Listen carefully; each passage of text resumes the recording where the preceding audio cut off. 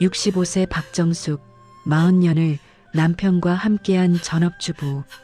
친정아버지 장례식장에서 이혼 서류를 받았습니다. 장인어른이 빚을 3억이나 남기셨어요.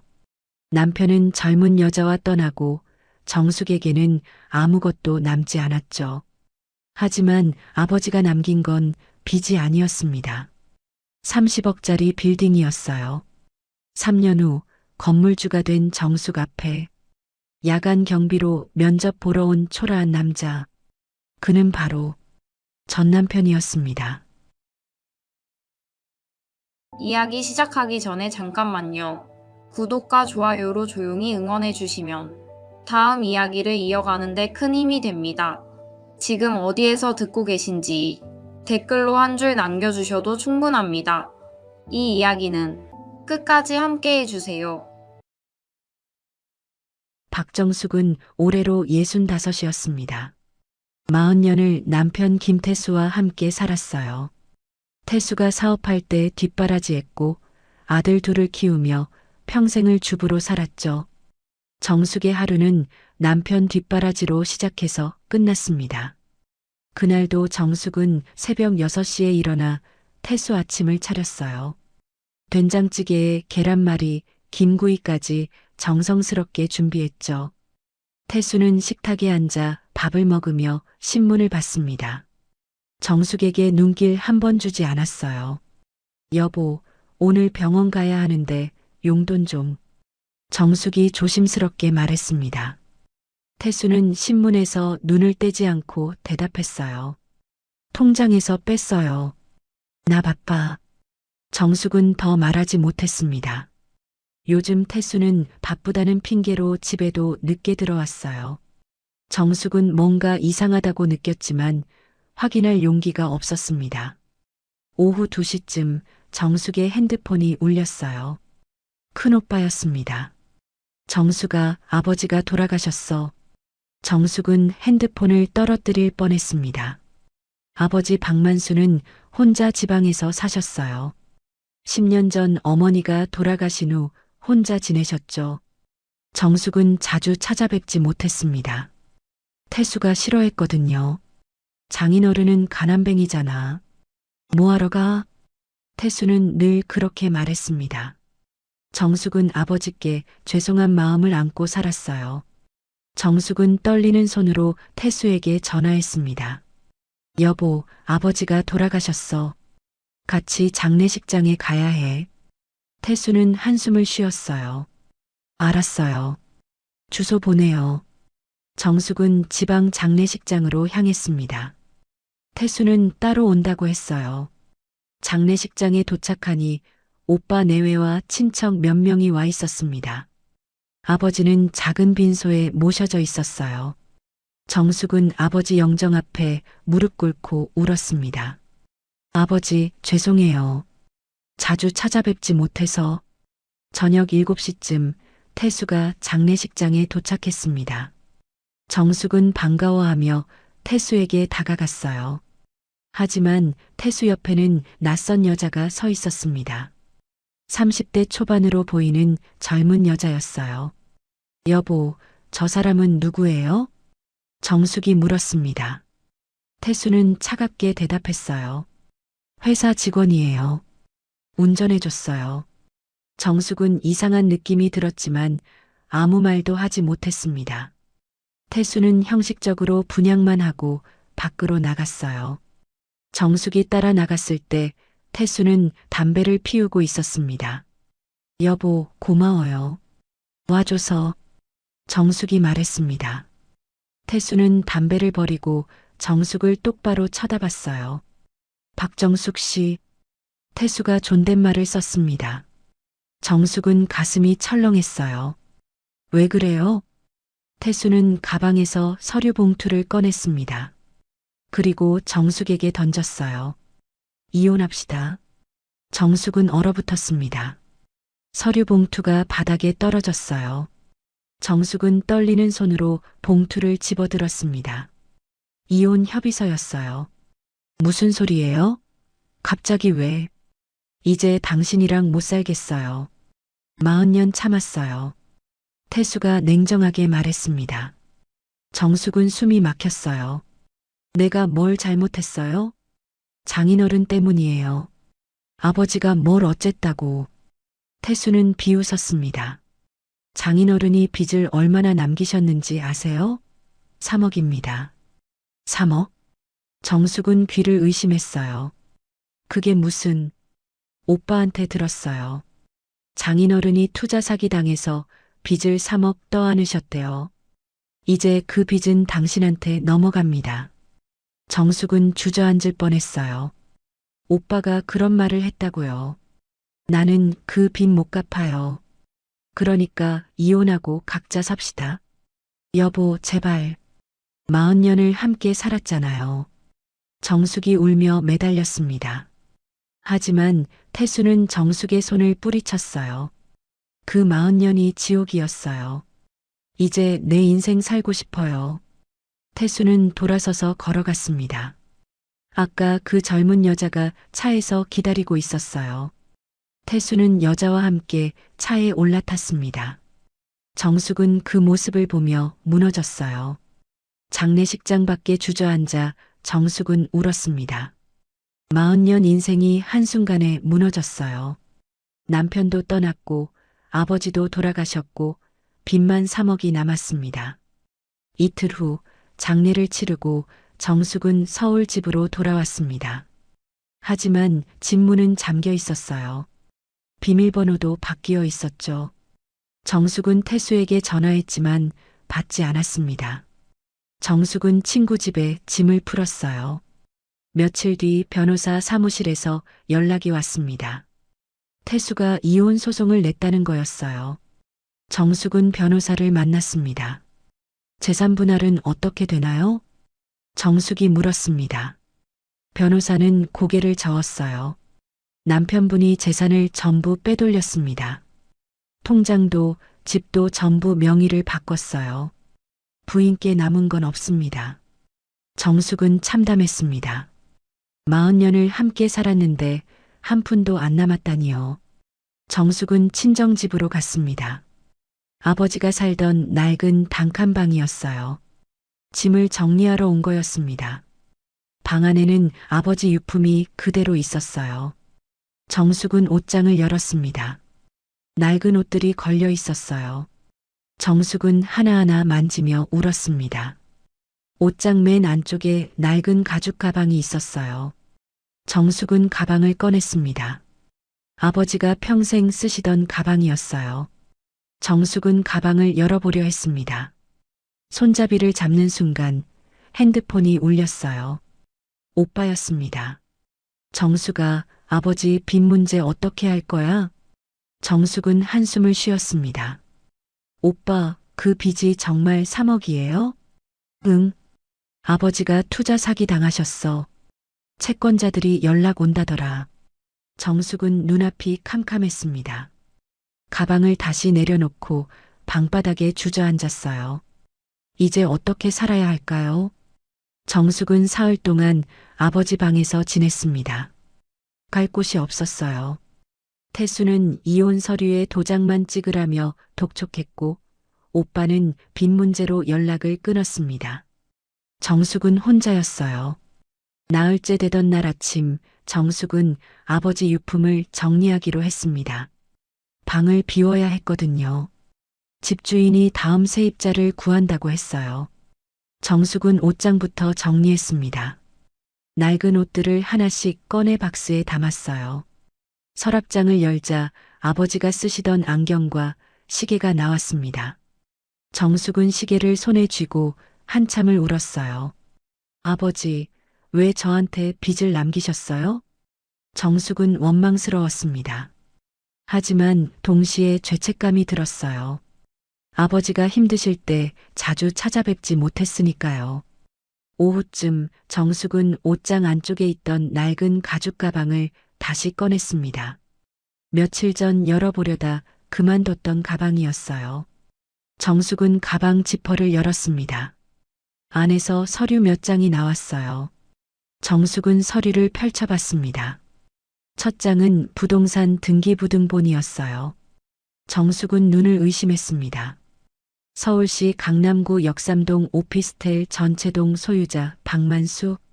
정숙은 다시 읽어봤습니다. 틀림없었어요. 아버지 이름이 적혀 있었습니다. 오피스텔 전체동 소유자라니 이게 무슨 뜻일까요? 정숙은 다음 서류를 봤습니다. 건물 감정 평가서였어요. 거기에는 시가 30억 원이라고 적혀 있었습니다. 정숙의 손이 떨렸어요. 이게 뭐지? 정숙은 황급히 다른 서류들을 뒤졌습니다. 통장 사본도 나왔어요. 잔액이 5억 원이었습니다. 정숙은 숨이 막혔어요. 가방 맨 밑에서 편지 한 통이 나왔습니다. 아버지 필체였어요. 정숙은 떨리는 손으로 편지를 펼쳤습니다. 정숙아, 이 편지를 읽고 있다면 아빠가 세상을 떠난 거겠지. 미안하다. 아빠가 너한테 가난한 아버지였던 것 같아서. 하지만 아빠는 너를 위해 평생 돈을 모았어. 이 빌딩은 내 어머니랑 결혼하고 나서 조금씩 모아서 산 거야. 30년 걸렸지. 이제 이 빌딩은 내 거야. 내 남편한테는 말하지 마. 그 사람 믿지 마. 아빠가 보기엔 좋은 사람이 아니더라. 이 빌딩으로 내 인생 다시 시작해. 사랑한다. 우리 딸. 마이너스 아빠. 정숙은 편지를 읽고 또 읽었습니다. 눈물이 주르륵 흘러내렸어요. 아버지는 가난한 사람이 아니었습니다. 빚쟁이도 아니었어요. 오히려 딸을 위해 평생 모은 재산을 남기신 거였죠. 아버지. 정숙은 편지를 가슴에 안고 울었습니다. 아버지가 왜 검소하게 사셨는지 이제야 알았어요. 딸에게 물려줄 재산을 모으기 위해서였던 거죠. 정숙은 즉시 부동산 중개사무소를 찾아갔습니다. 등기부등본을 보여주며 물었어요. 이 건물이 정말 존재하나요? 중개인이 서류를 확인하더니 고개를 끄덕였습니다. 네, 역삼동에 있는 오피스텔입니다. 10층짜리 건물이에요. 현재 시가로는 30억 정도 됩니다. 정숙은 현기증이 났어요. 정말이었습니다. 아버지가 30억짜리 빌딩을 남기신 거였어요. 명예 이전을 하고 싶습니다. 소유자가 돌아가셨으면 상속 절차를 밟으셔야 합니다. 변호사 통해서 하시면 됩니다. 정숙은 즉시 변호사를 찾아갔습니다. 이혼 소송 담당 변호사였어요. 선생님, 이것 좀 봐주세요. 정숙이 등기부등본을 내밀었습니다. 변호사는 서류를 보더니 눈이 커졌어요. 이게 진짜입니까? 네. 아버지가 남기신 유산입니다. 변호사가 웃었어요. 축하드립니다. 이제 이혼 걱정 안 하셔도 됩니다. 재산이 있으시니까요. 정숙도 처음으로 웃었습니다. 변호사는 즉시 상속 절차를 시작했어요. 한 달쯤 걸린다고 했습니다. 한 달 후 빌딩은 정식으로 정숙 명의가 됐습니다. 정숙은 빌딩을 찾아갔어요. 역삼동 한복판에 서 있는 깔끔한 10층짜리 건물이었습니다. 정숙은 건물 앞에서 한참을 바라봤어요. 아버지가 평생 모아서 남긴 선물이었죠. 정숙은 눈물을 닦고 건물 안으로 들어갔습니다. 1층에는 부동산 중개소가 입주해 있었어요. 2층부터 10층까지는 작은 사무실들이 들어차 있었습니다. 관리사무소 직원이 정숙을 맞았어요. 건물주님이십니까? 네, 그렇습니다. 박만수 회장님 따님이시군요. 회장님께서 돌아가셨다는 소식 들었습니다. 삼가 조의를 표합니다. 정숙은 고개를 숙였습니다. 직원이 말했어요. 회장님께서 이 건물을 30년간 운영하셨습니다. 정말 성실하신 분이셨어요. 매달 임대료 관리도 직접 하셨죠. 정숙은 가슴이 뭉클했어요. 아버지가 얼마나 고생하셨을까요? 건물 운영은 제가 계속 도와드리겠습니다. 현재 공실이 거의 없어요. 매달 임대료 수입이 2천만 원 정도 됩니다. 정숙은 놀랐어요. 한 달에 2천만 원이라니. 1년이면 2억 4천만 원이었습니다. 정숙은 이혼 서류에 도장을 찍었습니다. 태수와 싸우고 싶지 않았어요. 그냥 끝내고 싶었습니다. 태수는 만족스럽게 웃으며 서류를 챙겼죠. 잘 사세요. 태수가 비아냥거리며 말했습니다. 정숙은 대답하지 않았어요. 태수는 젊은 여자와 함께 떠났습니다. 이혼 후 정숙은 빌딩 근처에 작은 오피스텔을 얻었어요. 그리고 건물 관리에 집중하기 시작했습니다. 아버지가 하시던 일을 이어받는 거였죠. 3년이 흘렀습니다. 정숙은 이제 68이었어요. 빌딩은 잘 운영됐고 정숙은 경제적으로 여유로워졌습니다. 외로웠지만 혼자 사는 것도 나쁘지 않았어요. 어느 날 관리사무소 직원이 정숙에게 전화했습니다. 건물주님, 야간 경비 자리가 비었습니다. 면접 보러 온 사람이 있는데 오늘 오실 수 있으세요? 네, 가겠습니다. 정숙은 빌딩으로 갔습니다. 관리사무소에 도착하니 복도에 한 남자가 서 있었어요. 등을 보이고 서 있어서 얼굴은 안 보였습니다.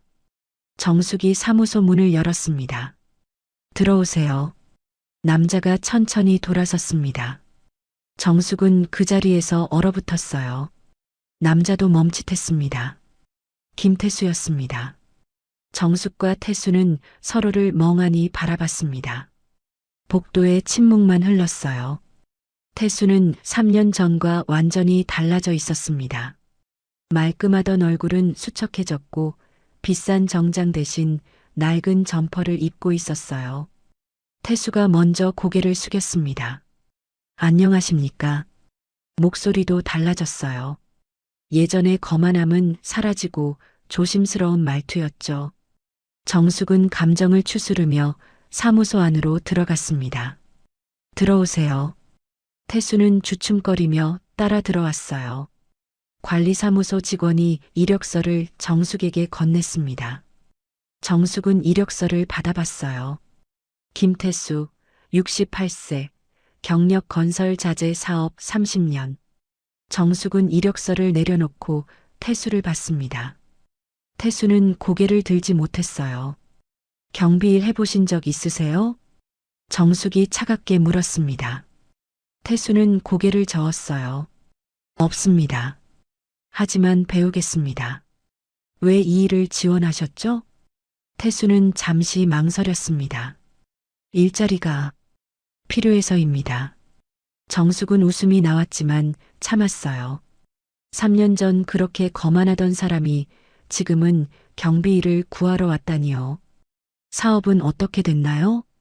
정숙이 물었습니다. 태수의 얼굴이 창백해졌어요. 망했습니다. 그래서 여기 오셨군요. 태수는 대답하지 못했습니다. 정숙은 이력서를 다시 봤어요. 가족은 어떻게 됐습니까? 태수가 움찔했습니다. 혼자 삽니다. 정숙은 고개를 끄덕였어요. 그 젊은 여자도 떠났나 봅니다. 태수에게 돈이 없으니까요. 집은 어디 사세요? 고시원입니다. 정숙은 더 이상 묻지 않았습니다. 태수의 몰락이 한눈에 보였어요. 관리사무소 직원이 조심스럽게 말했습니다. 건물주님, 이분 채용하시겠습니까? 다른 지원자도 있긴 한데. 정숙은 태수를 똑바로 쳐다봤습니다.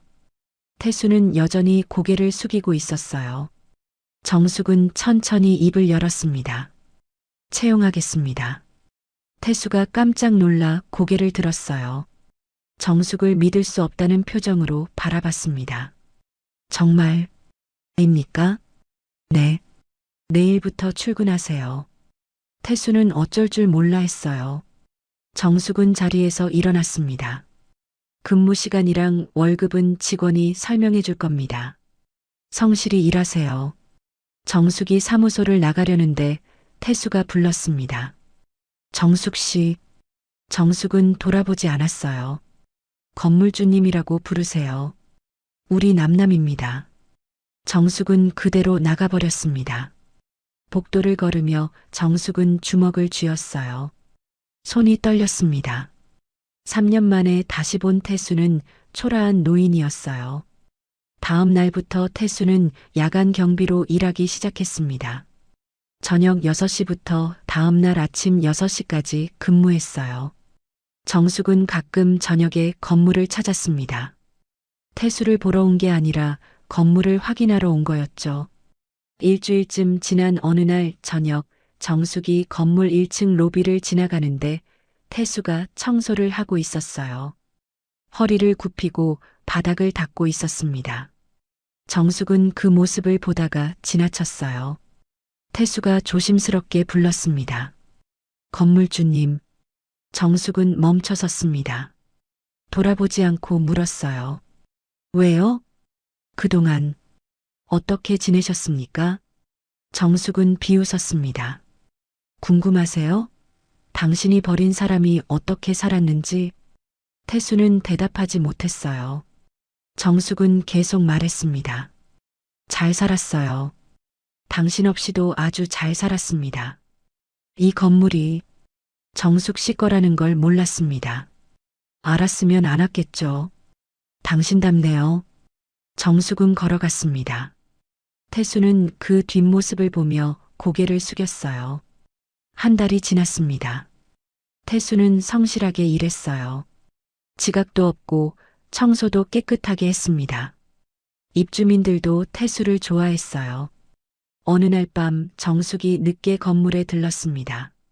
서류를 두고 와서 가져가려고요. 1층 로비에 태수가 앉아 있었어요. 도시락을 먹고 있었습니다. 정숙은 지나가려다 멈췄어요. 태수의 도시락을 봤습니다. 밥에 김치 몇 조각이 전부였어요. 반찬도 없었습니다. 정숙은 왠지 모르게 가슴이 아팠어요. 하지만 외면했습니다. 엘리베이터를 타고 사무실로 갔죠. 서류를 챙기고 내려오는데 태수가 여전히 로비에 앉아 있었어요. 이번엔 고개를 숙이고 있었습니다. 어깨가 들썩였어요. 울고 있었던 거죠. 정숙은 멈춰섰습니다. 다가가야 할까요? 그냥 갈까요? 정숙은 결국 다가갔어요. 왜 우세요? 태수가 깜짝 놀라 고개를 들었습니다. 눈이 빨갛게 충혈돼 있었어요. 죄송합니다. 실례했습니다. 태수가 황급히 눈물을 닦았습니다. 정숙은 태수 맞은편에 앉았어요. 사업이 어떻게 망했습니까? 태수는 잠시 망설이다 입을 열었어요. 이혼하고 그 여자랑 사업을 시작했습니다. 음식점이었어요. 그 여자가 요리를 한다고 해서. 그래서요? 망했습니다. 6개월 만에요. 빚만 2억 생겼습니다. 정숙은 아무 말도 하지 않았어요. 태수는 계속 말했습니다. 그 여자는 빚쟁이들이 찾아오자 도망갔습니다. 연락도 안 됩니다. 저는 집도 팔고 차도 팔았어요. 그래도 빚을 다 못 갚았습니다. 그래서 지금 고시원에 사는 거군요. 태수가 고개를 끄덕였어요. 아들들한테도 연락 못 합니다. 제가 아버지 자격이 없어서요. 정숙은 한숨을 쉬었습니다. 태수는 손으로 얼굴을 가렸어요. 정숙 씨, 아니 건물주님. 제가 정말 잘못했습니다. 지금 와서 사과하면 뭐합니까? 알고 있습니다. 용서받을 자격도 없습니다. 하지만 말하고 싶었습니다. 제가 바보였다고. 40년을 함께한 사람을 버리고 젊은 여자 따라간 제가 한심하다고요. 정숙은 태수를 바라봤어요. 한때 사랑했던 남자였습니다. 40년을 함께 살았던 사람이었죠. 하지만 이제는 남이었어요. 김태수 씨, 정숙이 차갑게 말했습니다. 네. 당신이 저를 버렸을 때 저는 죽고 싶었어요. 40년 인생이 한순간에 무너졌으니까요. 태수는 고개를 숙였어요. 하지만 저는 살았습니다. 아버지가 남기신 유산 덕분에요. 태수가 고개를 들었습니다. 장인어른이 유산을? 네. 당신이 빚쟁이라고 욕했던 그분이 저한테 30억짜리 빌딩을 남기셨어요. 태수의 얼굴이 하얗게 변했어요. 이 빌딩이 장인어른 거였습니까? 네. 그래서 제가 지금 건물주입니다. 태수는 입을 다물지 못했어요. 정숙은 자리에서 일어났습니다. 성실히 일하세요. 당신을 채용한 건 불쌍해서가 아니에요. 경비가 필요해서입니다. 정숙은 건물 밖으로 나갔습니다. 태수는 그 자리에 그대로 앉아 있었어요. 그날 이후로 태수는 더 열심히 일했습니다. 정숙이 건물에 올 때마다 고개를 숙이고 인사했어요. 정숙은 담담하게 받아줬습니다. 복수하려는 마음은 없었어요. 그저 태수가 자신의 잘못을 깨닫기를 바랄 뿐이었죠. 2달쯤 지난 어느 날 정숙은 관리사무소에서 서류를 확인하고 있었습니다. 태수가 조심스럽게 문을 두드렸어요. 건물주님, 잠깐 말씀드릴 게 있습니다. 들어오세요. 태수가 들어와 정숙 앞에 섰습니다. 손에 봉투를 들고 있었어요. 이게 뭡니까? 사표입니다.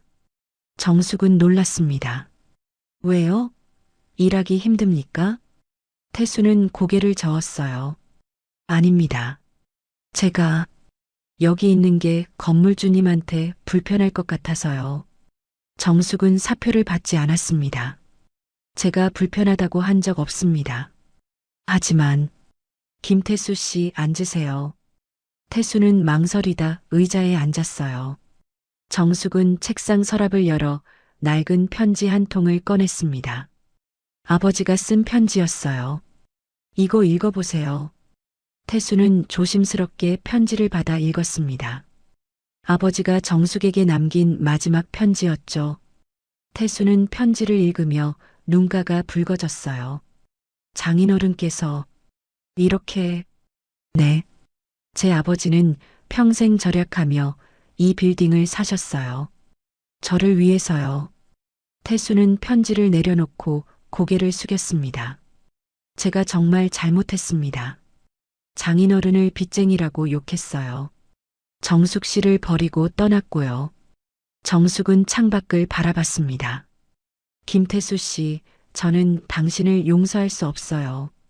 태수는 고개를 끄덕였어요. 알고 있습니다. 하지만 당신이 뉘우치고 있다는 것도 알아요. 정숙은 태수를 봤습니다. 사표 받지 않겠습니다. 계속 일하세요. 성실하게요. 건물주님. 그리고 하나만 약속하세요. 뭡니까? 다시는 사람을 함부로 버리지 마세요. 돈 때문에, 젊음 때문에, 그 어떤 이유로도요. 태수는 눈물을 흘렸습니다. 약속하겠습니다. 정숙은 사표를 찢어버렸어요. 태수는 그 모습을 보며 더 크게 울었습니다. 한 달 뒤 정숙은 건물 옥상에서 태수를 만났습니다. 태수는 옥상 청소를 하고 있었어요. 정숙이 다가가자 태수는 놀라며 인사했습니다. 건물주님, 왜 올라오셨습니까? 바람 좀 쏠어요. 정숙은 난간의 기대 서울 야경을 바라봤어요. 태수도 옆에 섰습니다. 예쁘죠? 정숙이 말했습니다. 태수는 고개를 끄덕였어요. 네. 예전엔 이런 걸 볼 여유가 없었는데. 바쁘셨나 봐요. 아니요. 눈이 멀었었습니다. 돈만 보고 살았어요. 정숙은 태수를 봤어요. 후회하세요? 태수는 주저없이 대답했습니다. 매일 후회합니다. 정숙 씨를 버린 걸요. 정숙은 아무 말도 하지 않았어요. 태수는 계속 말했습니다. 정숙 씨는 정말 좋은 사람이었어요. 40년 동안 저를 뒷바라지했죠. 아이들도 잘 키웠고요. 근데 저는 그걸 당연하게 생각했어요. 그랬죠. 이제야 알았습니다. 정숙 씨가 얼마나 소중한 사람이었는지요. 정숙은 쓸쓸하게 웃었어요. 너무 늦었어요. 알고 있습니다.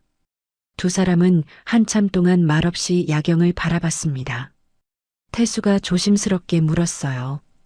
건물주님은 행복하십니까? 정숙은 잠시 생각했습니다. 모르겠어요. 행복한지.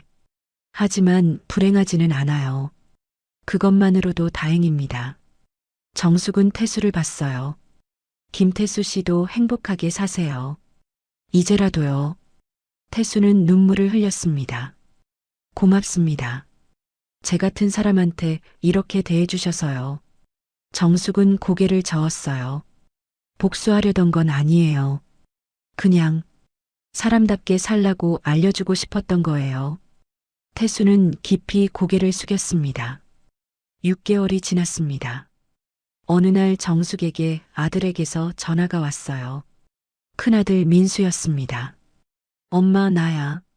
민수야 잘 지내니? 응. 근데 엄마 아빠 어디 계신지 알아? 정숙은 멈칫했습니다. 왜? 연락이 안 돼서. 걱정돼. 정숙은 한숨을 쉬었어요. 엄마가 알아볼게. 정숙은 전화를 끊고 건물 로비로 내려갔습니다. 태수가 청소를 하고 있었어요. 김태수 씨. 네, 건물주님. 아드님들한테 연락하세요. 태수는 고개를 저었어요. 저는 자격이 없습니다. 아이들이 걱정하고 있어요. 아버지니까 연락하세요. 태수는 망설였습니다. 정숙이 말했어요. 다시 시작하세요. 늦지 않았어요. 태수는 정숙을 봤습니다. 정숙은 따뜻하게 웃었어요. 태수도 눈물을 글썽이며 고개를 끄덕였습니다. 일주일 뒤 태수의 아들들이 건물을 찾아왔습니다. 정숙은 사무실에서 그 모습을 봤어요. 태수는 아들들 앞에서 무릎을 꿇고 사과했습니다. 아들들은 울면서 아버지를 일으켰죠. 정숙은 창문 너머로 그 광경을 보며 미소 지었습니다. 복수는 이런 게 아니에요. 상대방이 자신의 잘못을 깨닫고 변하게 만드는 게 진짜 복수였습니다. 1년이 지났습니다. 태수는 여전히 경비로 일하고 있었어요. 하지만 이제는 얼굴에 웃음이 있었습니다. 아들들과 화해했고 빚도 조금씩 갚아나가고 있었죠. 어느 날 저녁 정숙이 건물을 나서는데 태수가 문을 열어줬어요. 조심히 가십시오, 건물주님. 수고하세요. 정숙이 걸어가는데 태수가 불렀습니다. 건물주님. 정숙이 돌아봤어요. 고맙습니다. 제게 다시 시작할 기회를 주셔서요. 정숙은 고개를 끄덕였습니다. 김태수 씨도 이제 행복하세요. 네. 건물주님도요. 정숙은 미소 지으며 걸어갔습니다. 밤하늘에 별이 총총했어요. 정숙은 하늘을 올려다봤습니다. 아버지, 보고 계시죠? 제가 잘하고 있어요. 바람이 불어왔습니다. 아버지의 대답 같았어요. 정숙은 건물을 돌아봤습니다.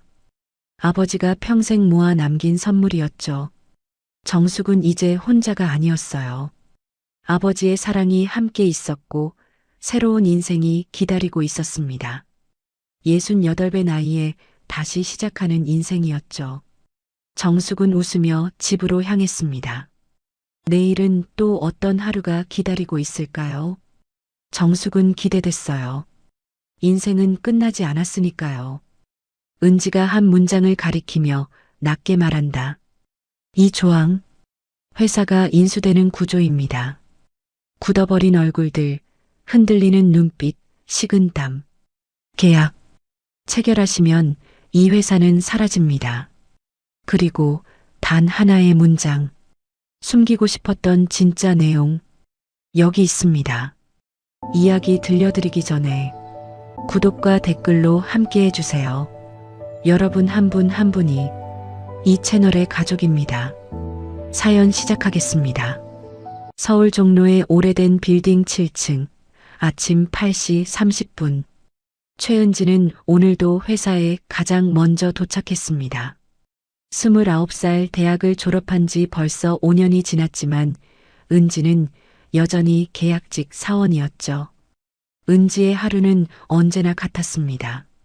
사무실 문을 열고 불을 켜고 환기를 시키고 그리고 커피를 준비하는 것. 은지는 커피 머신 앞에 섰습니다. 오늘도 12잔이구나. 은지는 작게 중얼거렸습니다. 임원 5명, 팀장 4명, 그리고 까다로운 박 부장까지 모두 커피 취향이 달랐죠. 설탕 2스푼에 프림 적당히, 설탕 없이 블랙으로, 연하게, 진하게. 은지는 모든 걸 외우고 있었습니다. 첫 번째 커피를 내리는 동안 은지는 자신의 책상을 바라봤습니다. 작은 책상 한쪽 구석에 놓인 명함이 눈에 들어왔죠. 명함에는 사원 최은지라고 적혀 있었습니다. 사원. 은지는 그 단어를 입속으로 되뇌었습니다. 명함에는 사원이라고 적혀 있지만 실제로 은지가 하는 일은 사무보조였습니다. 서류 복사, 우편물 정리, 회의실 예약, 그리고 커피 심부름까지. 은지는 대학에서 법학을 전공했습니다. 변호사가 되고 싶었죠. 하지만 시험에 떨어졌고 현실의 벽 앞에서 은지는 일단 취업부터 하기로 했습니다. 그렇게 이 회사에 계약직으로 들어온 게 3년 전이었습니다. 처음에는 희망이 있었습니다. 열심히 일하면 정규직으로 전환될 수 있을 거라고 믿었죠. 하지만 1년이 지나고 2년이 지나고 이제 3년째가 되었지만 은지의 위치는 변하지 않았습니다. 은지야. 뒤에서 누군가 불렀습니다. 돌아보니 김 과장이었습니다. 김 과장은 친절한 편이었지만 오늘은 바쁜 표정이었죠. 네, 과장님. 은지는 커피 트레이를 들고 대답했습니다. 회의실 세팅 좀 해줘. 오늘 중요한 회의 있어. 임원진 전부 참석하시거든. 알겠습니다. 몇 시 회의인가요? 10시. 그리고 자료는 한 사람당 2부씩 준비해줘. 혹시 모르니까. 은지는 고개를 끄덕이고 회의실로 향했습니다. 회의실 문을 열자 넓은 공간이 펼쳐졌습니다. 긴 테이블과 가죽 의자들, 그리고 한쪽 벽면을 가득 채운 화이트보드까지. 은지는 의자를 정돈하고 테이블을 닦고 빔 프로젝터를 점검했습니다. 그리고 회의 자료를 한 장 한 장 확인하며 각 자리에 놓았죠. 은지는 꼼꼼했습니다. 실수하면 안 되니까요. 모든 준비가 끝나고 은지는 사무실로 돌아왔습니다.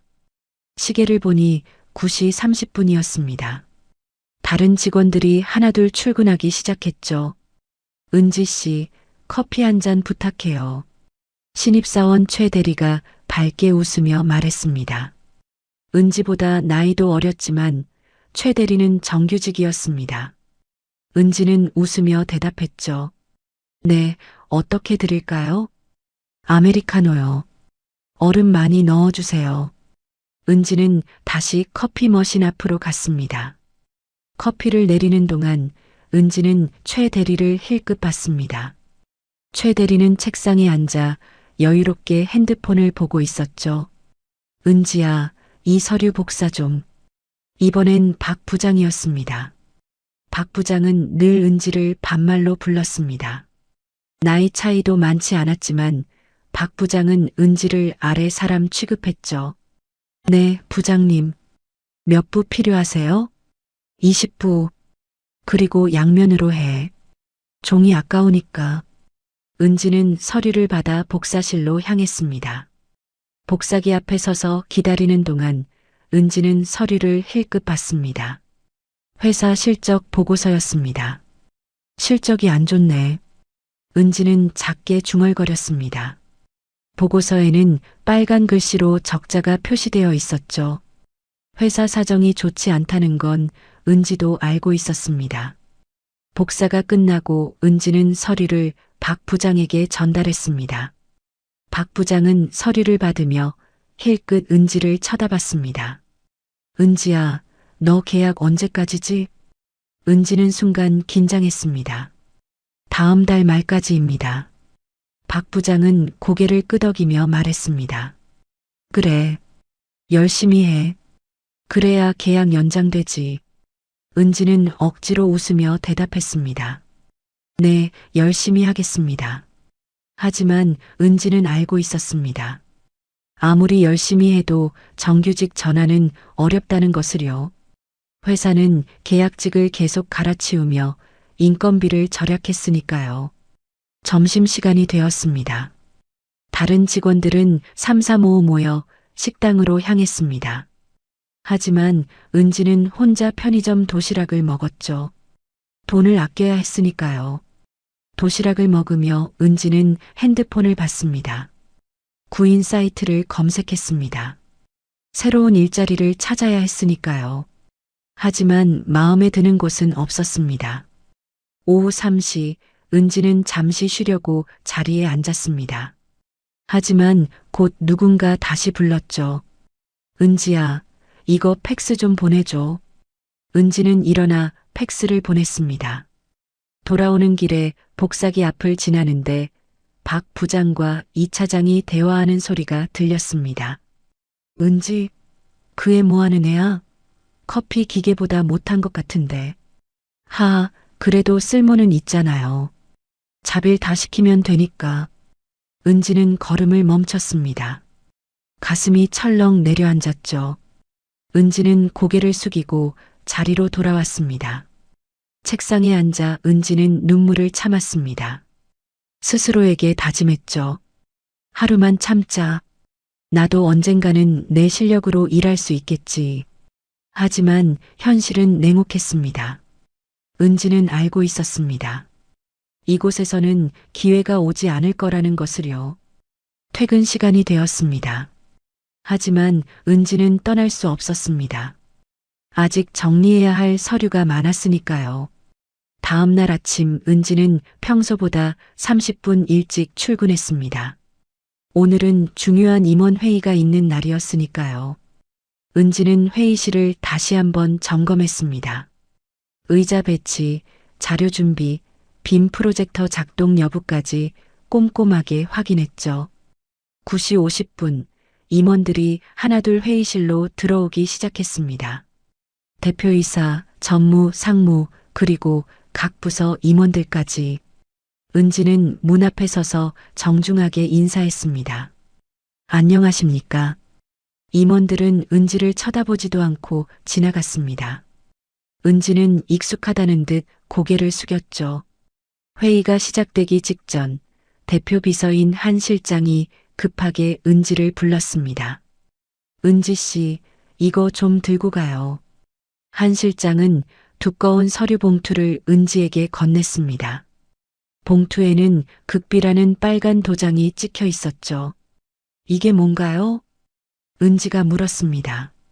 한 실장은 바쁜 척하며 손을 흔들었습니다. 그냥 가져다 드리기만 하면 돼요. 넌 내용 몰라도 되니까. 은지는 서류를 받아들었습니다. 무거웠습니다. 은지는 회의실로 향하며 봉투를 내려다봤죠. 봉투 겉면에는 작은 글씨로 뭔가 적혀 있었습니다. 해외 투자 계약서라는 글자가 선명하게 보였습니다. 은지는 호기심이 생겼습니다. 해외 투자? 회사가 해외 투자를 받는 건가요? 은지는 걸음을 멈추고 봉투를 자세히 봤습니다. 봉투가 완전히 밀봉되지 않았습니다. 한쪽 귀퉁이가 살짝 열려 있었죠. 은지는 주변을 둘러봤습니다. 아무도 없었습니다. 은지는 조심스럽게 봉투를 열었습니다. 안에는 두꺼운 계약서가 들어 있었죠. 은지는 첫 페이지를 펼쳤습니다. 프라임홀딩스와 디지털 솔루션 간 투자 계약서. 은지의 눈이 커졌습니다. 프라임홀딩스. 은지는 그 이름을 들어본 적이 있었습니다. 몇 년 전 여러 중소기업을 인수한 투자회사였죠. 은지는 계약서를 넘기며 읽기 시작했습니다. 법학을 전공한 은지에게 계약서는 익숙한 문서였습니다. 은지는 조항을 하나하나 훑어봤죠. 그때 6페이지에서 은지의 손이 멈췄습니다. 본 계약 체결 이후 투자 지분 82%를 프라임홀딩스가 소유한다. 은지는 다시 읽었습니다. 82%? 그건 사실상 경영권 인수를 의미했습니다. 은지의 심장이 빠르게 뛰기 시작했습니다. 은지는 다음 조항을 읽었습니다. 계약 체결 후 6개월 이내에 인력 구조 조정을 실시할 수 있으며 이에 대한 기존 경영진의 동의를 필요로 하지 않는다. 은지는 숨이 막히는 것 같았습니다. 구조 조정? 그럼 많은 직원들이 해고될 수 있다는 뜻이었죠. 은지는 계속 읽었습니다. 조항 하나하나가 충격적이었습니다. 회사 자산 처분권, 브랜드 사용권, 심지어 사무실 건물까지 프라임홀딩스가 관리한다는 내용이었습니다. 이건 인수가 아니라 사실상 회사를 넘기는 거잖아. 은지는 작게 중얼거렸습니다. 손이 떨렸습니다. 은지는 시계를 봤습니다. 회의 시작까지 5분밖에 남지 않았습니다. 은지는 급히 계약서를 봉투에 다시 넣었습니다.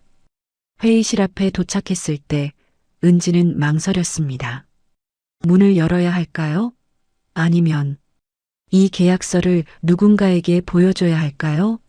하지만 은지는 자신이 할 수 있는 일이 없다는 걸 알고 있었습니다. 은지는 그저 계약직 사원일 뿐이었으니까요. 은지는 깊게 숨을 들이마시고 회의실 문을 열었습니다. 안에는 이미 모든 임원들이 앉아 있었죠. 늦었네. 박 부장이 차갑게 말했습니다. 은지는 고개를 숙이며 사과했습니다. 죄송합니다. 은지는 계약서를 대표이사 앞에 놓았습니다. 대표이사는 은지를 쳐다보지도 않고 계약서를 집어들었죠. 나가봐. 대표이사가 말했습니다.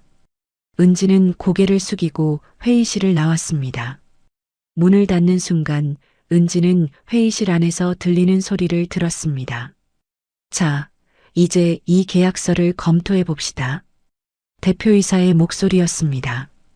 이번 계약만 체결되면 우리 회사는 다시 일어설 수 있습니다. 전무의 목소리가 이어졌습니다. 모두 기대에 찬 목소리였죠. 은지는 문 앞에 서서 귀를 기울였습니다. 가슴이 답답했습니다. 저 사람들은 계약서를 제대로 읽은 걸까요? 82% 지분을 넘기면 어떤 일이 벌어질지 알고 있는 걸까요? 은지는 책상으로 돌아왔습니다. 앉아서도 계속 생각했습니다. 말해야 할까요? 아니면 그냥 조용히 있어야 할까요? 은지는 핸드폰을 꺼내 인터넷으로 프라임홀딩스를 검색했습니다. 검색 결과가 나왔습니다. 프라임홀딩스 중소기업 인수 후 대량 해고로 논란. 프라임홀딩스 인수 기업 1년 내 자산 매각 후 폐업. 은지는 기사를 읽으며 얼굴이 창백해졌습니다. 이건 투자가 아니었습니다. 회사를 빼앗아가는 거였죠. 은지는 자리에서 일어났습니다. 회의실로 향했습니다. 하지만 문 앞에서 멈췄습니다. 내가 뭘 할 수 있을까? 나는 그냥 계약직인데. 은지는 주먹을 쥐었습니다. 하지만 용기가 나지 않았습니다. 30분이 지났습니다. 회의실 문이 열렸습니다. 임원들이 웃으며 나왔습니다. 좋아. 이 계약 정말 좋은 것 같아. 맞아요. 우리 회사 살릴 기회예요. 은지는 그 모습을 보며 가슴이 무너지는 것 같았습니다. 저 사람들은 모르고 있었습니다. 이 계약이 회사를 살리는 게 아니라 죽이는 거라는 걸요. 은지는 결심했습니다. 말해야겠다고. 비록 자신이 계약직이고 아무도 귀 기울이지 않더라도 최소한 시도는 해봐야겠다고. 은지는 회의실로 들어갔습니다. 은지는 회의실 문을 열었습니다. 안에는 아직 몇몇 임원들이 남아 이야기를 나누고 있었죠. 대표이사와 전무 그리고 박 부장이 계약서를 놓고 토론 중이었습니다. 저기, 은지는 조심스럽게 말을 꺼냈습니다. 하지만 아무도 은지를 쳐다보지 않았습니다. 은지는 목소리를 조금 높였죠. 실례지만 말씀드릴 게 있습니다. 그제야 박 부장이 고개를 돌렸습니다.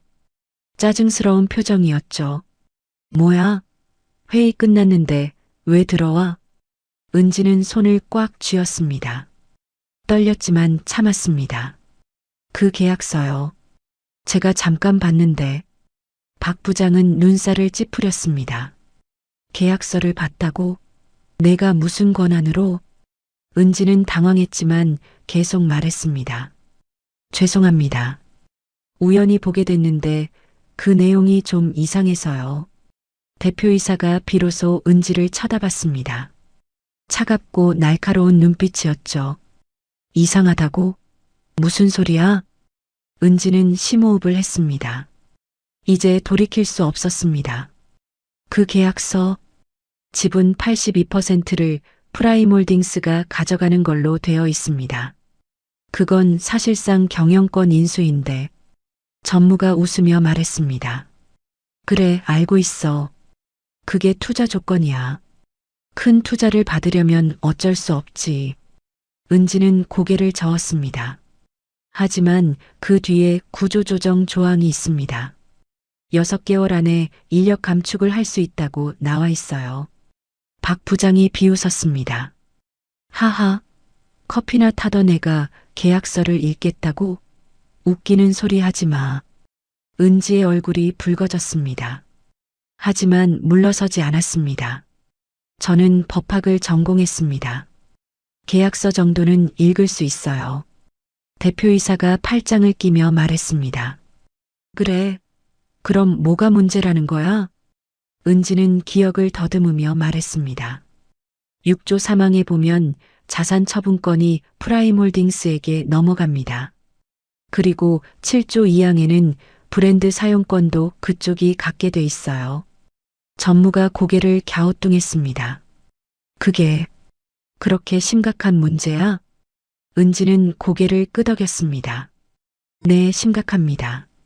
그 조항들을 합치면 프라임홀딩스는 이 회사의 모든 걸 마음대로 할 수 있어요. 심지어 회사를 해체할 수도 있습니다.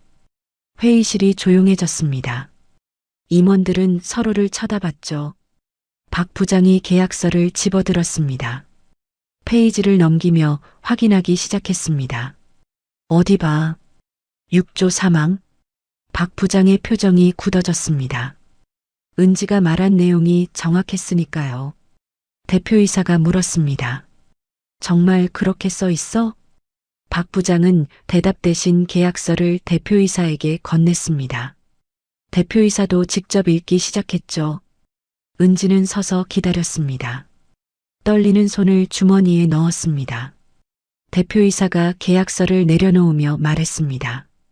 이건 변호사랑 다시 검토해 봐야겠어. 전무가 당황하며 말했습니다. 하지만 내일까지 서명해야 하는데요. 대표이사는 고개를 저었습니다. 그래도 이건 너무 위험해 보여. 일단 보류하자. 은지는 안도의 한숨을 쉬었습니다. 다행이었습니다. 적어도 계약은 당장 체결되지 않을 것 같았으니까요. 그때 박 부장이 은지를 노려봤습니다. 너 지금 회사 일에 참견하는 거야? 은지는 고개를 숙였습니다. 죄송합니다. 하지만 이건 중요한 문제라서. 박 부장은 화를 냈습니다. 중요한 문제는 내가 판단할 게 아니야. 넌 그냥 시키는 일이나 해. 대표이사가 손을 들어 박 부장을 진정시켰습니다. 진정해. 은지 씨 덕분에 큰 실수를 막을 수도 있어. 박 부장은 불만스러운 표정으로 입을 다물었습니다. 대표이사가 은지를 바라보며 물었습니다. 은지 씨, 혹시 이 계약서 전체를 검토할 수 있어? 은지는 깜짝 놀랐습니다. 네, 제가요? 응. 법학 전공했다며?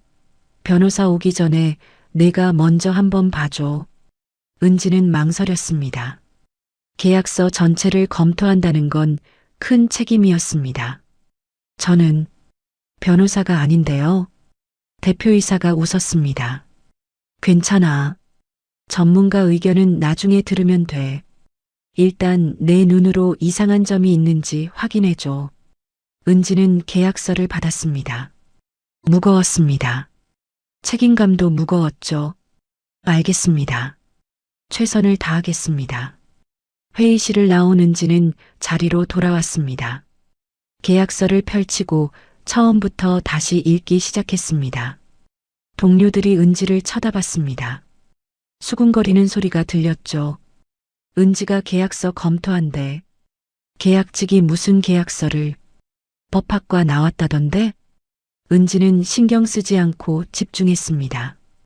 한 줄 한 줄 꼼꼼하게 읽었죠. 점심시간이 지났지만 은지는 밥도 먹지 않았습니다. 계약서에 집중했습니다. 오후 3시 은지는 마침내 마지막 페이지를 읽었습니다. 그리고 노트에 문제가 되는 조항들을 정리했죠. 총 7개의 독소 조항을 찾아냈습니다. 지분 관련 조항, 구조 조정 조항, 자산 처분 조항, 브랜드 사용권 조항. 모두 프라임홀딩스에게 유리한 내용이었습니다. 은지는 정리한 내용을 들고 대표이사 사무실로 향했습니다. 문을 두드렸죠. 들어와. 안에서 대표이사의 목소리가 들렸습니다. 은지는 문을 열고 들어갔습니다. 대표님, 검토 끝났습니다. 대표이사는 은지가 정리한 노트를 받아봤습니다. 표정이 점점 굳어졌죠. 이게 다 문제가 있다는 거야? 네, 제가 보기엔 모두 위험한 조항들입니다. 대표이사는 한숨을 쉬었습니다. 고마워, 은지 씨. 큰 도움이 됐어. 은지는 고개를 숙이고 사무실을 나왔습니다. 복도를 걷는데 박 부장이 서 있었습니다.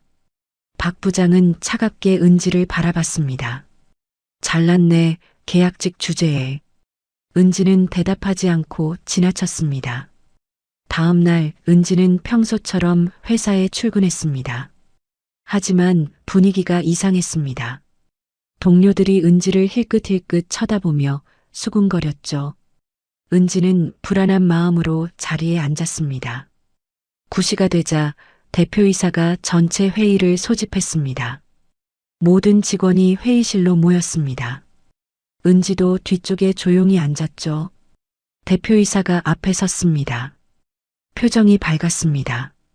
여러분, 좋은 소식이 있습니다. 어제 검토한 투자 계약 건인데요. 우리 은지 씨 덕분에 큰 문제를 발견했습니다. 은지는 갑자기 시선이 집중되자 얼굴이 붉어졌습니다. 대표이사는 계속 말했습니다. 계약서에 여러 독소 조항이 있었습니다. 만약 그대로 계약했다면 우리 회사는 큰 위기를 맞았을 겁니다. 직원들 사이에서 웅성거림이 일었습니다. 대표이사가 손을 들어 조용히 하라고 했죠. 그래서 저는 프라임홀딩스 측에 재협상을 요청했습니다. 오늘 오후 2시에 그쪽 대표가 직접 오십니다. 은지는 긴장했습니다. 재협상이라니. 프라임홀딩스가 쉽게 받아들일까요? 회의가 끝나고 사람들이 자리로 돌아갔습니다. 몇몇 동료들이 은지에게 다가왔습니다. 은지 씨, 대단하네요. 법학 전공이셨어요? 몰랐어요. 은지는 어색하게 웃으며 대답했습니다. 아니에요. 그냥 우연히. 하지만 모두가 은지를 긍정적으로 본 건 아니었습니다. 박 부장은 멀리서 은지를 노려보고 있었죠. 점심시간 은지는 편의점에서 샌드위치를 사왔습니다. 자리에 앉아 먹으려는데 박 부장이 다가왔습니다. 은지 씨, 잠깐 얘기 좀 하죠. 박 부장의 목소리는 차갑고 낮았습니다. 은지는 불안한 마음으로 따라갔습니다. 박 부장은 은지를 빈 회의실로 데려갔죠. 문을 닫자 박 부장이 돌아섰습니다. 표정이 굳어 있었습니다. 은지 씨, 어제 일 때문에 얘기 좀 해야겠어요. 네, 부장님. 박 부장은 팔짱을 끼고 말했습니다. 솔직히 말할게요. 당신이 계약서를 검토한 건 월권이에요. 은지는 당황했습니다. 하지만 대표님께서 요청하셨는데요. 박 부장은 손을 흔들었습니다. 그건 그렇고요. 중요한 건 당신이 계약을 방해했다는 거예요. 은지는 이해할 수 없었습니다. 방해요? 저는 회사를 위해서. 박 부장이 은지의 말을 끊었습니다. 회사를 위해서? 당신이 회사를 위한다고요? 박 부장은 비웃었습니다. 그리고 한 발짝 은지에게 다가섰죠. 은지 씨, 솔직히 말할게요. 이번 계약, 우리가 일부러 만든 거예요. 은지는 귀를 의심했습니다. 네, 무슨 말씀이신지. 박 부장은 창밖을 바라보며 말했습니다. 프라임홀딩스가 이 회사를 인수하는 거 우리 몇몇 임원들이 계획한 거예요. 우리는 이미 프라임홀딩스와 합의했어요. 은지의 얼굴이 창백해졌습니다. 그럼 그 독소 조항들도. 박 부장은 고개를 끄덕였습니다. 맞아요. 우리가 넣은 거예요. 회사를 프라임홀딩스에 넘기는 대신 우리는 그쪽 임원 자리를 받기로 했거든요. 은지는 믿을 수 없었습니다. 회사를 배신하는 거였습니다. 하지만 그럼 다른 직원들은요? 해고되는 건 알고 계셨어요? 박 부장은 어깨를 으쓱했습니다. 회사가 어차피 망할 거예요. 우리라도 살 길을 찾아야죠. 은지는 주먹을 꽉 쥐었습니다. 분노가 치밀어 올랐죠. 그건 너무 비겁한 거 아닙니까? 박 부장은 차갑게 웃었습니다. 비거? 이게 현실이에요, 은지 씨. 당신도 언젠가 알게 될 거예요. 박 부장은 은지에게 한 발짝 더 다가섰습니다. 그리고 말인데 오늘 오후 회의 때 조용히 있어요. 괜히 나대지 말고. 은지는 고개를 들어 박 부장을 똑바로 바라봤습니다. 만약 제가 거부하면요? 박 부장의 얼굴이 굳어졌습니다. 거부? 당신이? 계약직 주제에? 박 부장은 비웃었습니다. 은지 씨, 당신 계약 이번 달 말이죠? 연장 여부는 우리가 결정해요. 알아들었어요? 은지는 손이 떨렸습니다. 협박이었습니다. 생각 잘해요. 조용히 있으면 계약 연장해 줄게요. 하지만 오늘 회의에서 방해하면. 박 부장은 말을 끝맺지 않았습니다. 하지만 의미는 분명했죠. 박 부장은 회의실을 나갔습니다. 은지는 그 자리에 서서 멍하니 있었습니다. 은지는 무너지는 것 같았습니다. 이게 현실이었습니다. 회사를 살리려던 은지의 노력은 오히려 방해가 되었던 거였죠. 은지는 자리로 돌아왔습니다. 샌드위치는 그대로 있었습니다. 하지만 먹을 수 없었습니다. 입맛이 없었으니까요. 오후 1시 은지는 화장실에 갔습니다. 거울을 보며 자신에게 물었습니다. 어떡하지? 조용히 있어야 하나? 하지만 은지는 알고 있었습니다. 조용히 있으면 회사는 망하고 많은 동료들이 일자리를 잃을 거라는 것을요. 은지는 핸드폰을 꺼냈습니다. 인터넷으로 프라임홀딩스를 다시 검색했습니다. 지난번 인수한 회사들의 기사를 읽었죠. 프라임홀딩스 인수 후 3개월 만에 전 직원 해고. 프라임홀딩스 회사 자산 매각 후 폐업 처리. 은지는 기사를 읽으며 결심했습니다. 조용히 있을 수 없었습니다. 오후 2시가 가까워졌습니다. 은지는 회의실로 향했습니다. 프라임홀딩스 대표가 도착했습니다. 정장을 입은 중년 남성이었죠. 회의실에는 이미 우리 회사 임원들이 앉아 있었습니다. 박 부장도 있었습니다. 박 부장은 은지를 보고 눈빛으로 경고했죠. 은지는 뒤쪽에 조용히 앉았습니다.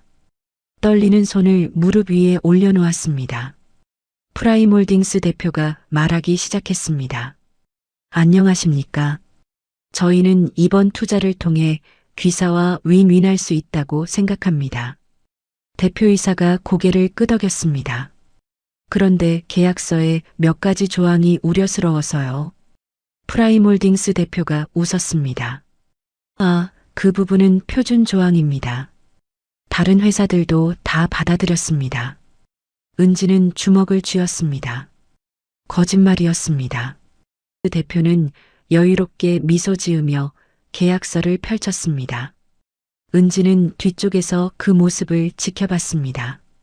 박 부장이 계속 은지를 힐끗거리며 경고의 눈빛을 보냈죠. 여기 보시면 투자 금액이 50억 원입니다. 이 정도 규모라면 당연히 저희가 경영에 참여해야 하지 않겠습니까? 프라임홀딩스 대표의 말에 우리 회사 전무가 고개를 끄덕였습니다. 그렇긴 하지만 82% 지분은 너무 많은 것 같습니다. 프라임홀딩스 대표는 손을 흔들었습니다. 아닙니다. 요즘 투자 시장이 얼마나 어려운지 아시잖아요. 이 정도 조건이면 오히려 좋은 편입니다. 대표이사가 계약서를 넘기며 물었습니다. 그런데 6개월 내 구조조정 조항은 왜 필요한 겁니까? 프라임홀딩스 대표는 태연하게 대답했습니다. 그건 효율성을 위한 겁니다. 불필요한 인력을 정리하고 핵심 인재를 남겨야 회사가 성장하지 않겠습니까? 은지는 참을 수 없었습니다. 저건 명백한 거짓말이었습니다. 은지가 조사한 바로는 프라임홀딩스는 인수 후 대부분의 직원을 해고했으니까요. 은지는 자리에서 일어났습니다. 박 부장이 놀란 눈으로 은지를 쳐다봤죠. 저기, 말씀드려도 될까요? 회의실이 조용해졌습니다. 프라임홀딩스 대표가 은지를 쳐다봤습니다. 누구시죠? 대표이사가 소개했습니다. 저희 회사 직원입니다. 법학 전공이라 계약서 검토를 도와줬습니다. 프라임홀딩스 대표는 은지를 위아래로 훑어봤습니다. 무시하는 듯한 눈빛이었죠. 아, 그래요? 무슨 할 말이 있나요? 은지는 깊게 숨을 들이마셨습니다. 떨렸지만 목소리를 가다듬었습니다. 방금 말씀하신 게 사실이 아닌 것 같습니다. 프라임홀딩스 대표의 표정이 굳어졌습니다. 뭐라고요? 은지는 준비한 자료를 꺼냈습니다. 프린트한 신문 기사들이었죠. 제가 조사한 바로는 귀사가 지난 3년간 인수한 회사 5곳 모두 1년 내에 대량 해고를 했습니다. 은지는 자료를 테이블 위에 펼쳤습니다. 프라임홀딩스 대표의 얼굴이 붉어졌습니다. 그건 경영 상황에 따라 은지는 계속 말했습니다. 그리고 그중 3곳은 자산 매각 후 폐업 처리되었습니다. 이게 윈윈이라고 하시는 겁니까? 회의실이 술렁거렸습니다. 임원들은 놀란 표정으로 자료를 쳐다봤죠. 프라임홀딩스 대표는 자리에서 일어났습니다. 이건 오해입니다. 시장 상황이 어려워서 은지는 물러서지 않았습니다. 오해가 아닙니다. 계약서 부칙 4조를 보세요. 은지는 계약서를 펼쳤습니다. 여기 보면 계약 체결 후 자산 처분권이 전적으로 귀사에게 넘어갑니다. 이건 투자가 아니라 인수 아닙니까? 대표이사가 계약서를 다시 확인했습니다. 은지의 말이 맞았습니다. 박 부장이 급하게 끼어들었습니다. 은지 씨, 이건 전문가들이 판단할 일입니다. 당신이 나설 문제가. 은지는 박 부장을 똑바로 쳐다봤습니다. 부장님, 저도 이 회사 직원입니다. 회사가 망하면 저도 일자리를 잃습니다. 박 부장은 할 말을 잃었습니다. 프라임홀딩스 대표가 화를 내며 말했습니다. 이건 모욕입니다. 우리는 정당한 투자를 하려는 건데. 은지는 냉정하게 대답했습니다. 정당한 투자라면 왜 비밀유지 조항을 넣으셨습니까? 계약서 8조 5항을 보세요. 은지는 또 다른 페이지를 펼쳤습니다. 여기 보면 이 계약 내용을 외부에 공개하면 위약금을 물어야 한다고 나와 있습니다.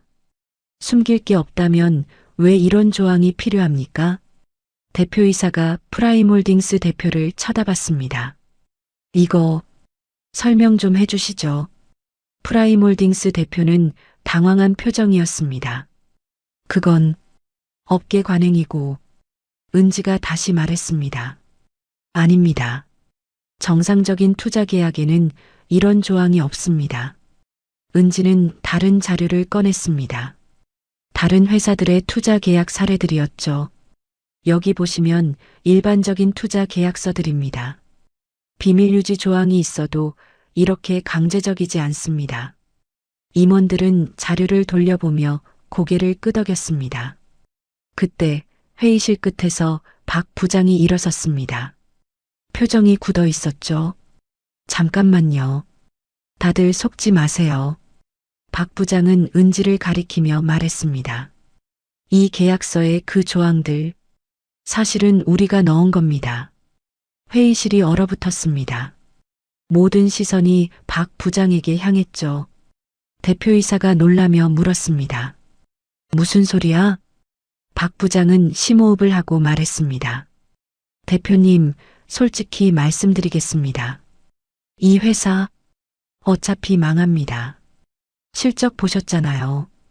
계속 적자고 빚만 늘어나고 있어요. 박 부장은 프라임홀딩스 대표를 쳐다봤습니다. 그래서 우리 몇몇 임원들이 프라임홀딩스와 합의했습니다. 회사를 넘기는 대신 우리는 그쪽 임원 자리를 받기로요.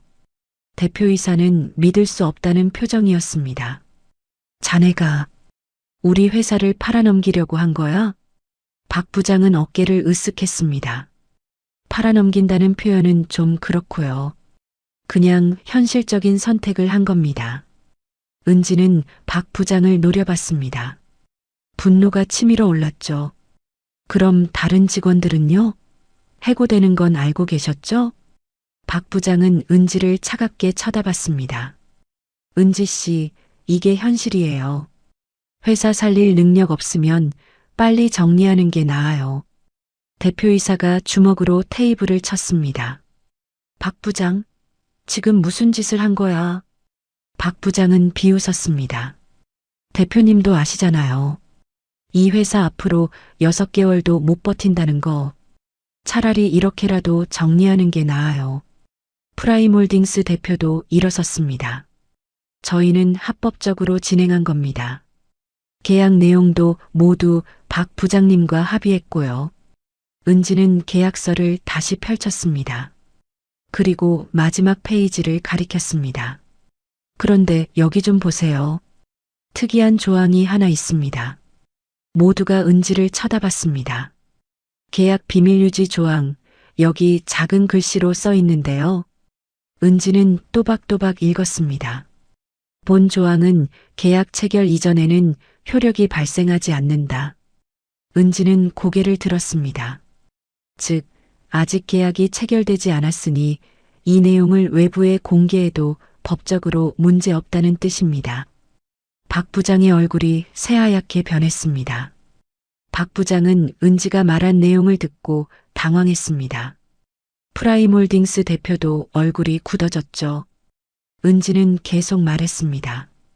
그러니까 지금 이 자리에서 이 계약의 모든 내용을 외부에 공개해도 법적으로 아무 문제가 없습니다. 대표이사가 은지를 바라봤습니다. 정말 그런가? 은지는 고개를 끄덕였습니다. 네, 확실합니다. 계약 체결 전이니까요. 박 부장이 급하게 말했습니다. 잠깐, 그건 그냥 형식적인 문구일 뿐이야.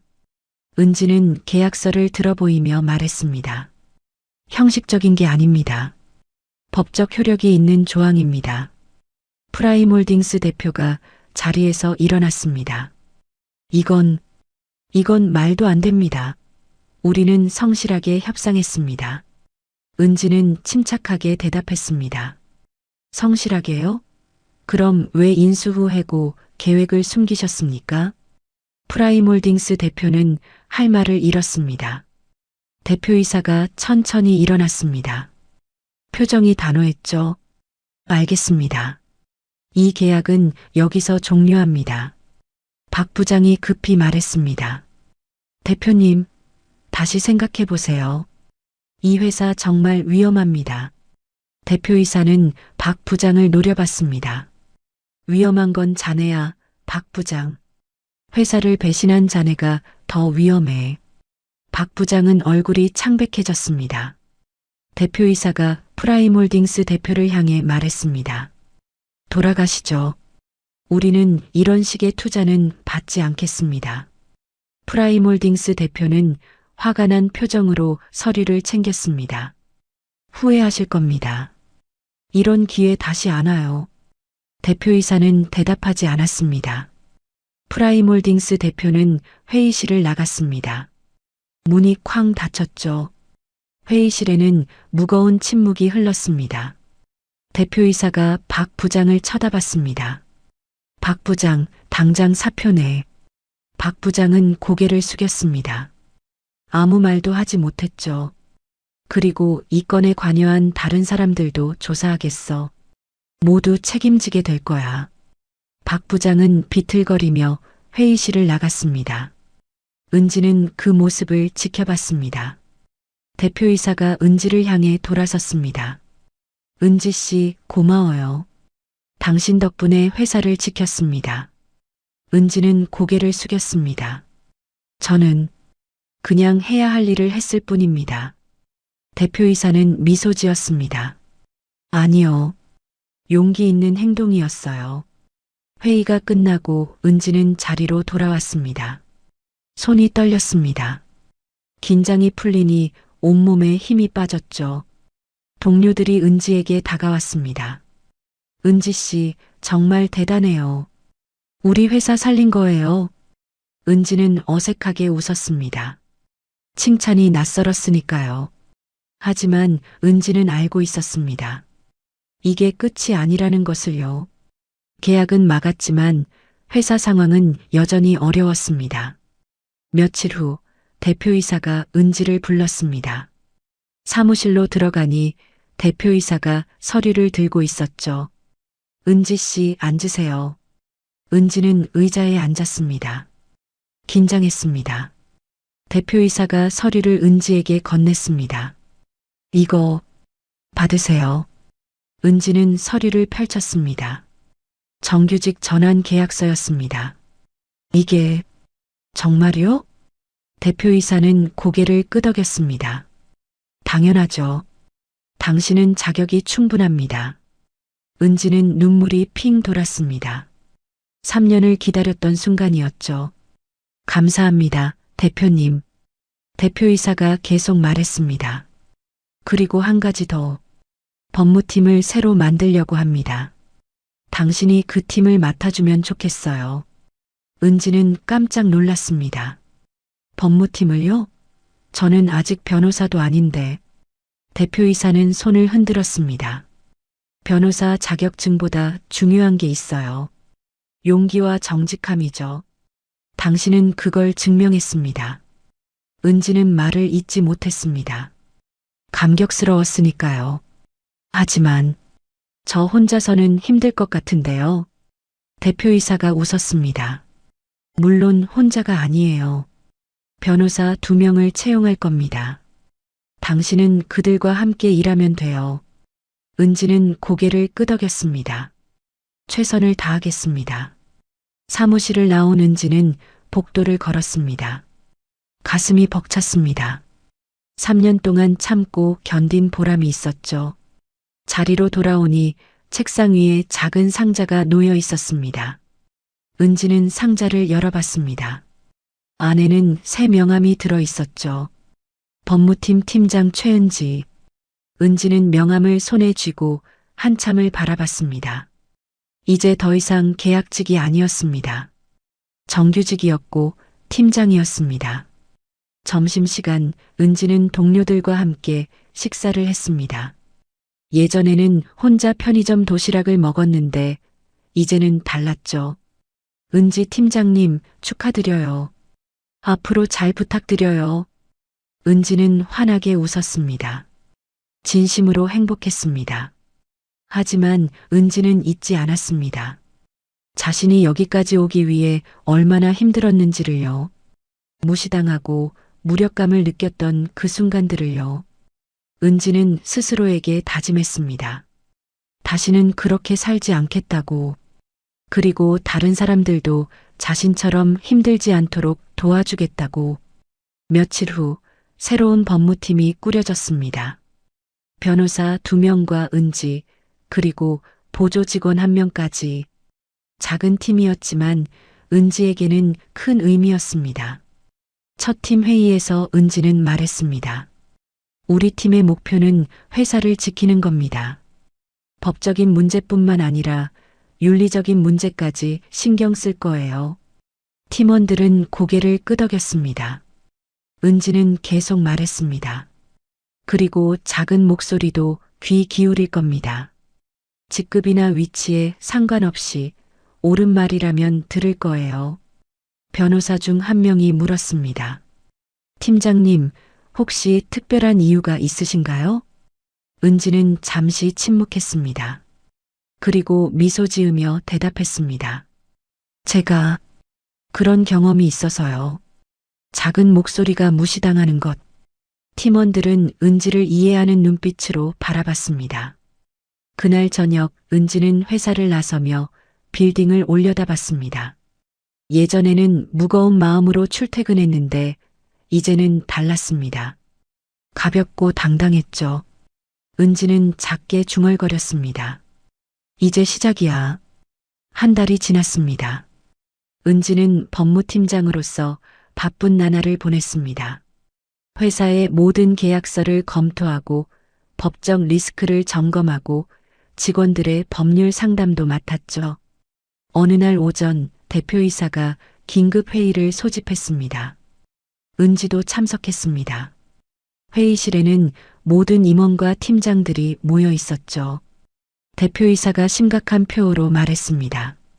여러분, 큰 문제가 생겼습니다. 프라임홀딩스가 우리를 고소했습니다.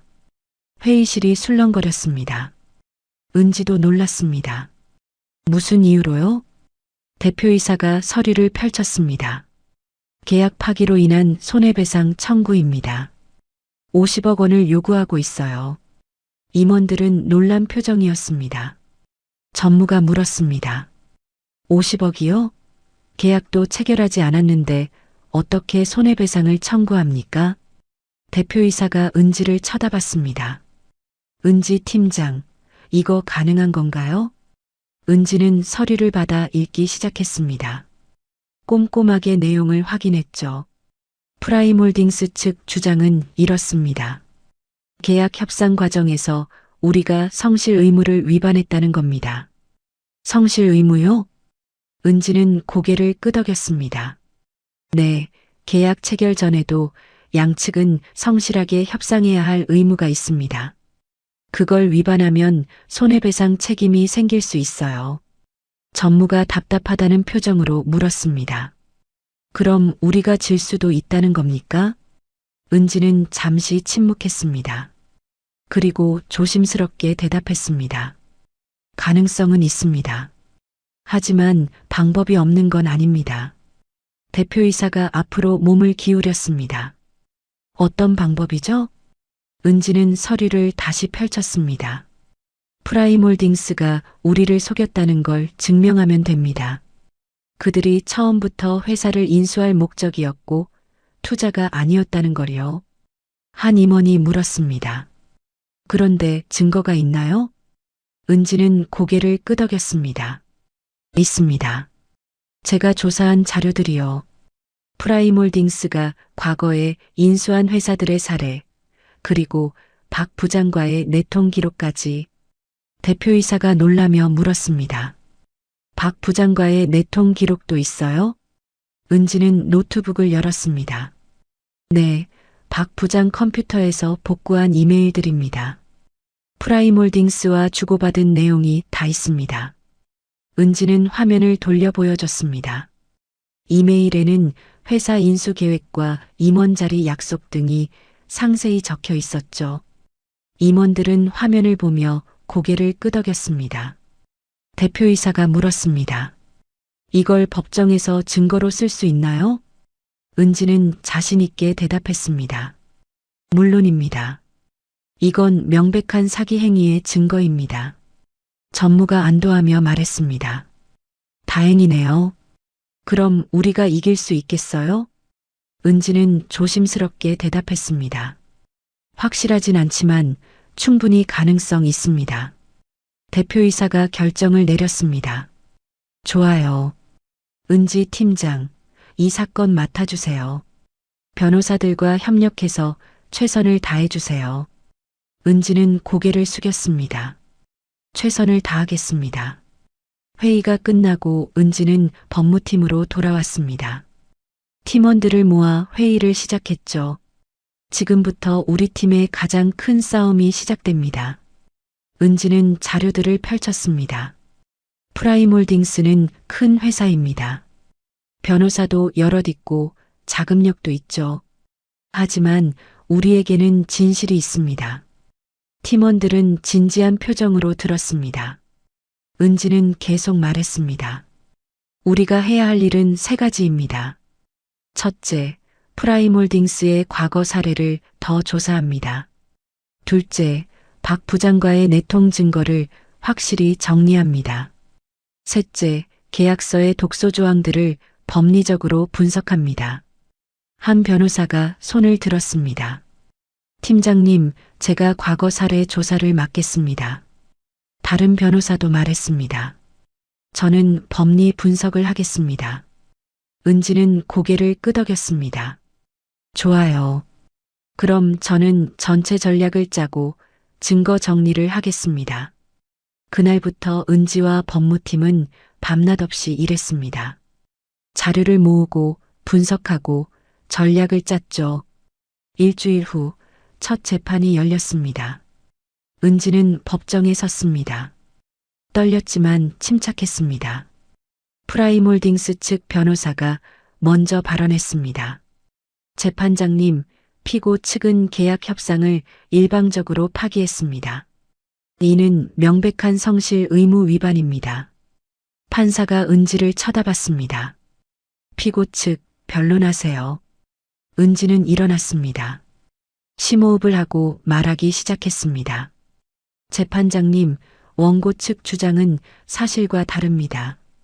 저희는 계약을 파기한 게 아니라 사기 계약을 거부한 겁니다. 프라임홀딩스 변호사가 항의했습니다. 사기라니요? 증거가 있습니까? 은지는 준비한 서류를 제출했습니다. 있습니다. 여기 원고 측이 과거 3년간 인수한 회사 5곳의 사례가 있습니다. 은지는 하나하나 설명했습니다. 모든 회사가 투자 명목으로 접근했지만 결과는 인수와 해체였습니다. 이는 명백한 사기 패턴입니다. 판사가 서류를 받아 확인했습니다. 은지는 계속 말했습니다. 그리고 더 중요한 증거가 있습니다. 원고 측과 저희 회사 전 임원의 내통 기록입니다. 은지는 이메일 출력물을 제출했습니다. 여기 보시면 원고 측이 저희 임원에게 회사 인수를 제안하고 대가로 임원 자리를 약속한 내용이 명확히 나와 있습니다. 법정이 술렁거렸습니다. 프라임홀딩스 변호사의 얼굴이 굳어졌죠. 판사가 물었습니다. 원고 측 이에 대해 해명하시겠습니까? 프라임홀딩스 변호사는 당황했습니다. 그건 개인적인 협상이었고 은지가 끼어들었습니다. 개인적인 협상이 아닙니다. 원고 측 법인 이메일로 보낸 공식 제안이었습니다. 판사는 서류를 꼼꼼히 읽었습니다. 그리고 고개를 끄덕였죠. 알겠습니다. 다음 재판 날짜는? 재판이 끝나고 은지는 법정을 나섰습니다. 팀원들이 기다리고 있었습니다.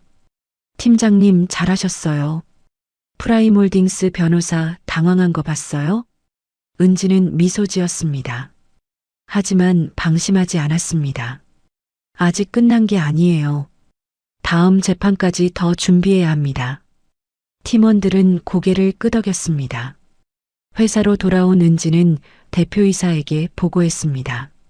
대표님, 첫 재판은 우리 쪽으로 유리하게 진행됐습니다. 대표이사는 안도하며 웃었습니다. 고생했어요, 은지 팀장. 은지는 고개를 숙였습니다. 아직 끝나지 않았습니다. 최선을 다하겠습니다. 그날 밤 은지는 사무실에 혼자 남아 자료를 정리했습니다. 창밖으로 서울의 야경이 보였죠. 은지는 작게 중얼거렸습니다. 이번엔 반드시 이겨야 해. 2달 후 최종 재판 날이 밝았습니다. 은지는 평소보다 일찍 일어나 정장을 차려입었습니다. 거울을 보며 스스로에게 말했죠. 오늘이 마지막이야. 최선을 다하자. 법정에는 이미 많은 사람들이 모여 있었습니다. 우리 회사 임원들, 직원들, 그리고 언론까지. 이 사건은 업계에서 큰 관심을 받고 있었으니까요. 판사가 입장하고 재판이 시작되었습니다. 프라임홀딩스 측 변호사가 먼저 최종 변론을 했습니다. 재판장님, 저희는 선의로 투자를 제안했습니다. 피고 측이 일방적으로 계약을 파기한 것은 부당합니다. 은지는 조용히 듣고 있었습니다. 프라임홀딩스 변호사는 계속 말했죠. 저희가 요구하는 50억 원은 정당한 손해배상입니다. 계약 준비 과정에서 투입한 시간과 비용을 고려하면 오히려 적은 금액입니다. 변론이 끝나고 판사가 은지를 쳐다봤습니다. 피고 측, 최종 변론하세요. 은지는 천천히 일어났습니다. 손에 든 서류를 내려놓고 판사를 똑바로 바라보며 말하기 시작했습니다.